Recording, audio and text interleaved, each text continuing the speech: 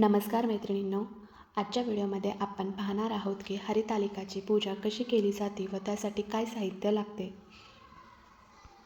हरतालिका ही गणेश चतुर्थीच्या आदल्या दिवशी येते, तर यावर्षी हरितकालिकेचे व्रत हे 26 ऑगस्ट वार आहे मंगळवार या दिवशी येत आहे.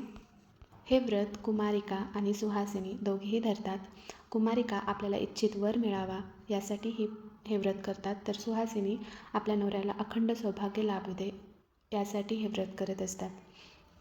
हरतालिकेच्या पूजेसाठी आपल्याला वाळू लागते, तर आपण वाळू आणून तिला स्वच्छ धुवून घ्यावी.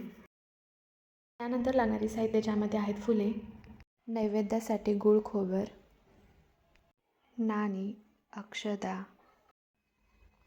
विड्याची पाने, कापसाची वस्त्रमाळ, बदाम, सुपारी, खारीक आणि हळदीची खून, तसेच 5 प्रकारची फळे आणि पंचामृत.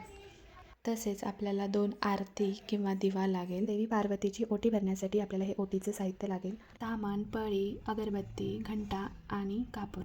या व्यतिरिक्त दुर्वा, तुलसीपत्रे आणि विविध झाडांची पाने घ्यावी.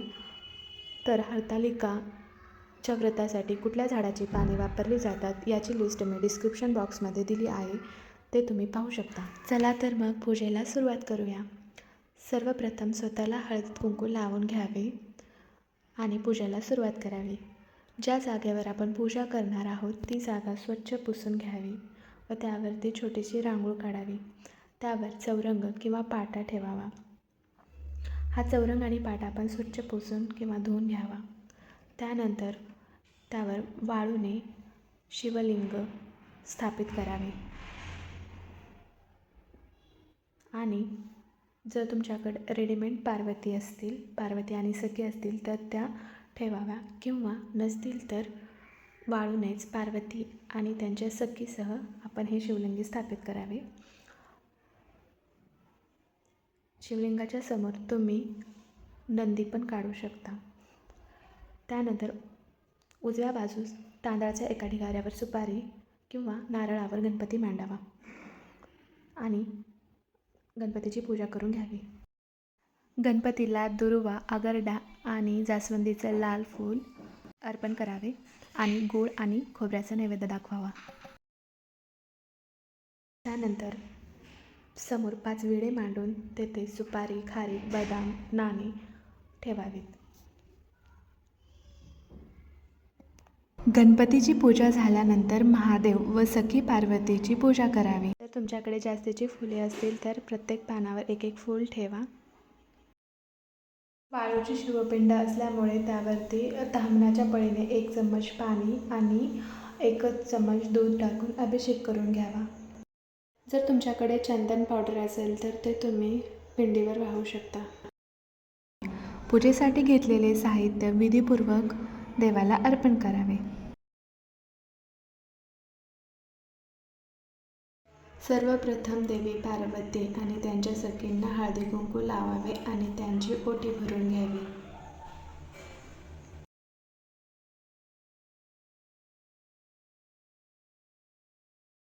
जर तुम्हाला 16 प्रकारचे पत्रे मिळाली असतील तर तुम्ही ती महादेवावर अर्पण करावी. सर्वप्रथम बेल अर्पण करावा व त्यामागे एका पाठोपाठ एक अशी पत्री अर्पण करावी.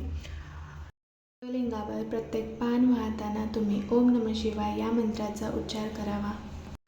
आता महादेवाला कोणत्या पत्री वाहायला जातात त्यांची लिस्ट मी डिस्क्रिप्शन बॉक्समध्ये दिली आहे, ते तुम्ही बघा. आणि व्हिडिओच्या शेवटी पण या पत्रांची लिस्ट दिली आहे, ती तुम्ही पहा.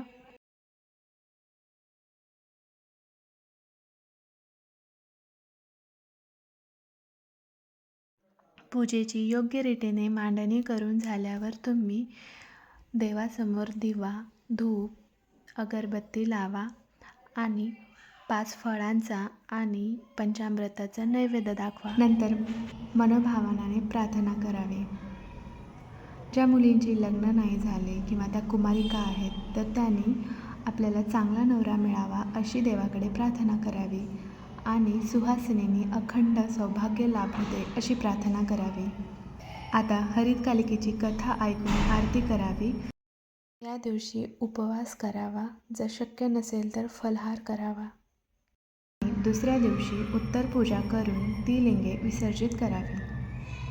तसेच दुसऱ्या दिवशी रुईच्या पानाला दही किंवा तूप लावून ते चाटून उपवास सोडावा. अशा प्रकारे तुम्ही तुमची पूजा संपन्न करावी. जर तुम्हाला काही प्रश्न विचारायचे असतील तर तुम्ही कमेंट बॉक्समध्ये विचारू शकता. आणि तुम्हा सर्वांना मनपूर्वक हरतालिकेच्या खूप खूप शुभेच्छा.